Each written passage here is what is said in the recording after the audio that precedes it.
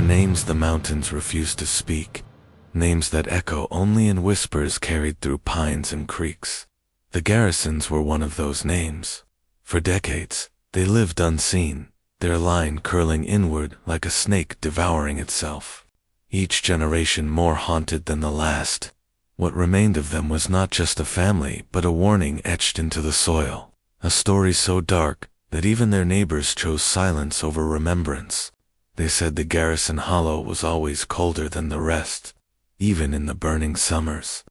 When the cicadas screamed in the trees and the air pressed down heavy like a fever, their valley never quite warmed.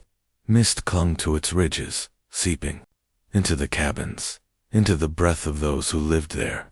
Travelers who took the wrong turn spoke of seeing smoke rise where no path led, of hearing children's laughter when no children could be found. Those who stayed the night often did not stay long. The first garrison cabin had been raised in the early 1800s. Little more than rough-hewn logs stacked against each other, a stone chimney blackened by decades of wood smoke. By then, the family had already begun to retreat into themselves. The world beyond their valley felt dangerous, sinful, filled with strangers who looked with judgment in their eyes. Better, they said, to keep to their own blood, their own ways, their own silence. But blood, when turned inward, generation after generation, curdles into something else. The Garrisons had children who did not speak, children who walked strangely, children who laughed at the wrong times and stared at the sky with blank, shining eyes. Neighbors whispered that the family was cursed, that each new birth was another stone chained to a sinking body, dragging the line deeper into shadows. One man, years later, told the tale of walking by their hollow at dusk. He claimed he saw a figure, pale and thin, crawling on all fours through the brush, its eyes shining like a hungry animal. He ran, he swore, and behind him he heard a sound like teeth clicking together in the dark. Inside the Garrison home, light was scarce. They burned candles long after oil was gone, melting wax down to nothing, shadows clinging to every corner. The air smelled of damp wood, boiled roots, and the iron tang of something else, something they never explained. At night, neighbors heard screams echoing from the hollow, sharp and short, cut off before they could rise too high. Some said they were the sounds of birthing. Others said they were something worse. And yet, for all their strangeness, the Garrisons endured.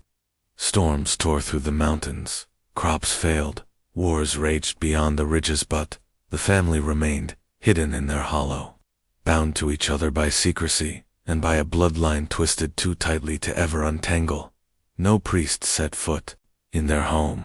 No doctor ever checked the pulse of their children. When one of them died, they buried the body deep in the woods, far from consecrated ground, with only the family to weep. Weeping was something they still knew how to do. Still, the world outside their hollow did not forget them entirely. Hunters who strayed too close spoke of being watched, eyes following from between trees, silent and unblinking. Some claimed the Garrisons had grown feral, that they lured animals into pits and tore the flesh raw with their teeth. Others whispered that not every set of bones in the hollow belonged to deer, and always, behind the whispers, there was dread. Because to speak the name Garrison aloud was to risk summoning something, not ghosts, not demons, but the very real memory of what human blood can become when sealed behind closed doors for too many generations. The Garrisons had made their choice, to turn inward, to seal themselves from the world. But choices, when made in silence, have consequences that echo far beyond one family. Their story had only begun, though already the land itself seemed uneasy beneath their feet, as if the soil resented the roots of their name, and the hollow kept growing colder. The cabin had no windows facing the road. Its builders, long dead by the time neighbors began to whisper of the Garrisons, had made certain of that. Light entered only through cracks in the walls, or the smoke hole above the hearth. To step inside was to step into a twilight world, where every face looked older than it was, lined by shadows. their eyes glinting in the half-dark like animals caught in a snare. This was where the Garrisons lived, and this was where they married, birthed, and buried, never letting the outside world see. By the time a stranger found their way inside, rare and unwelcome, the Garrison children bore the unmistakable marks of a bloodline too long folded upon itself. Faces stretched thin and hollow, jaws slack with a drooping heaviness, eyes that darted or wandered or fixed in an endless stare. The air inside was thick with the smell of boiled roots, grease, and unwashed bodies, mingled with the sharper odor of fear. Though no one dared to speak its name, it was said that silence reigned within those walls. But that was not entirely true. There were sounds, whispers, mutterings, odd clicks of the tongue repeated like prayers, and sudden bursts of high-pitched laughter that vanished as quickly as they came. Children rocked back and forth in corners, their hands twitching, while elders watched with something like indifference. Love, as the world beyond knew it, seemed absent. What bound them together was not tenderness, but necessity. The iron law of blood, and nothing else. Marriage was not a choice here. It was inheritance. Sons were given to their cousins, daughters to their uncles, as though pairing cattle or binding vines. The rituals were crude: no priest, no witness, only a muttered vow spoken beneath a smoky rafter. Rings were not exchanged, only silence. The unspoken promise that they would carry the blood one generation further, no matter the cost. And there was always a cost. The births that followed were not all successes. Sometimes the cries of infants filled the cabin only briefly before fading into silence. A shallow grave would be dug before dawn, the tiny bundle laid down without marker, without prayer. Other times, the child survived, but bore the unmistakable curse of the bloodline: limbs bent wrongly, eyes set unevenly, minds trapped in an endless fog. And still, the family persisted, as though unable to see the ruin their choices left in flesh and bone. When food grew scarce, they turned to desperate measures. Cornmeal and salted pork gave way to roots and bark, and in the hungriest winters, whispers claimed, they turned to flesh. Hunters swore they found bones, stripped clean, buried shallow, near the hollow.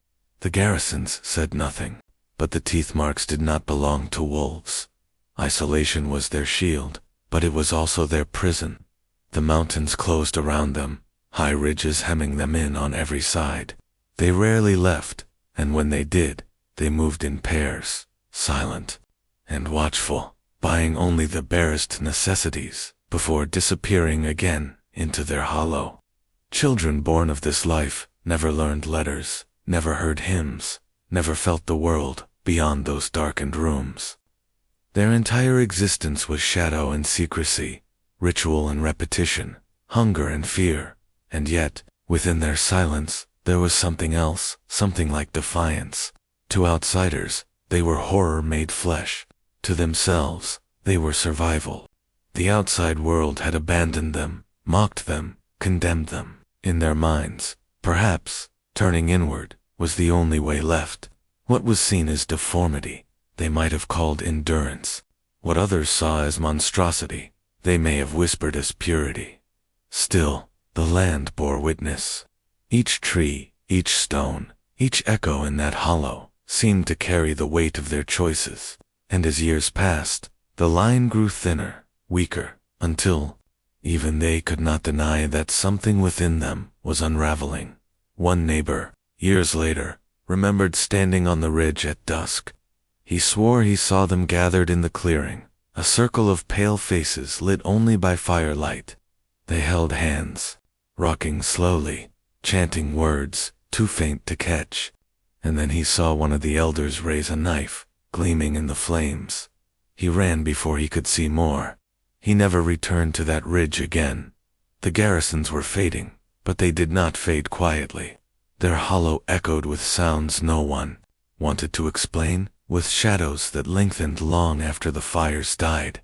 And through it all, the family endured, locked in their cabin, locked in their blood, locked in a silence so heavy it seemed it could choke the air itself. What began as a choice had become a curse. And by the time the world began to notice, it was already too late. The Garrison Line was collapsing inward, generation by generation, like a house whose foundations had long rotted away. But still there was one more chapter, and it was the darkest of all.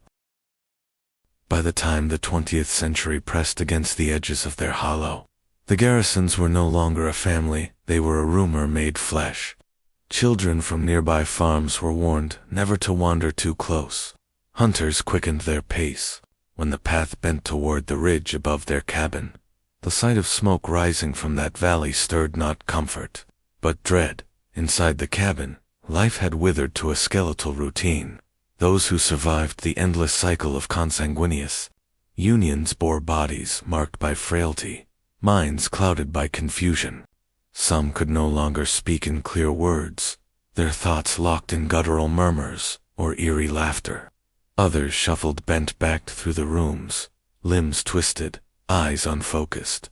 They were ghosts, while still alive, haunting their own bloodline. The walls themselves seemed to absorb their misery. Blackened by decades of smoke and grease, each board carried the imprint of voices that once whispered vows in the dark, of infants who cried briefly and then fell silent, of prayers never spoken aloud. In winter, when the wind howled through the cracks, the sound seemed to mingle with human moans, as if the hollow itself mourned what had been done there. Yet, even in their decline, the rituals persisted. Cousins were bound to cousins, daughters to uncles, as though the endless chain might still hold together what was already broken. Children were born who could not walk, who could not feed themselves, who sat rocking for hours, lost in some private world. And still, the Garrisons clung to their way, as if fear of the outside was stronger than the horror within. Hunger remained their fiercest master. Crops failed. Game grew scarce. And in the bleakest seasons, neighbors whispered once more of cannibalism. Bones unearthed near shallow graves, stripped and splintered, bearing marks no animal could make. No one dared confront them, for to accuse was to invite vengeance, or worse, to draw the Garrison's eyes upon you. So the whispers remained whispers, carried only by firelight. But even the strongest silence cannot hold forever. By the mid-century, the Garrison name began to vanish. Some slipped into the woods one winter and never returned. Others died in childbirth, in fever, in hunger. A few lingered, but their bodies were broken, their blood too frail to carry on. And so, one by one, the fires in that hollow went out. The cabin collapsed slowly, not with a great crash, but with a series of sighs, as though even the timbers were weary of carrying such a burden. Roof beams bowed, walls sagged inward, until the once dark heart of the Garrison Line lay open to the sky. Rain fell where vows had once been whispered. Ivy crept where children had once rocked in silence. Today, little remains. A scatter of stone, half hidden by moss. A sunken foundation. Trees, reclaiming the clearing. But if you walk there, at dusk, when the last light catches the ridge, you may feel it, the weight of something unfinished. The air grows colder. The woods grow silent. And sometimes, if the wind is just right, a sound stirs through the leaves. A laugh, high and strange. A whisper, low and broken. The faint echo of a family that could not escape itself. The Garrisons have vanished, their name erased, their bloodline ended. Yet their story lingers, as all such stories do. It lingers not only in memory, but in warning etched into the mountains themselves, into the silence that falls too quickly, into the shiver that makes you glance over your shoulder when the path grows too quiet. Because the truth of the Garrisons is not just that they lived, but that they endured longer than they should have, deeper in the shadows than anyone believed. They remind us that isolation can twist, that silence can destroy, and that sometimes the greatest horrors are not born of monsters, but of men who feared the world so much they turned only to themselves. And so the Garrison Line ended not with a scream, not with fire or blood, but with a whisper, carried away by the wind, over the mountains. A whisper that still waits, unanswered, in the hollow where their cabin once stood. The Garrisons are gone, but their silence still breathes in the hollows they once called home. Their story is not only about a family, it is about what fear, secrecy, and isolation can do when left unbroken for generations. Tonight, we walked through the shadows they left behind, but remember, there are other names, other cabins, other families whose truths still sleep beneath the soil of Appalachia. If this story has unsettled you, subscribe and stay with us, because there are more hidden histories, more buried horrors, waiting to be unearthed. And when the next whisper rises from the dark, you will hear it here first.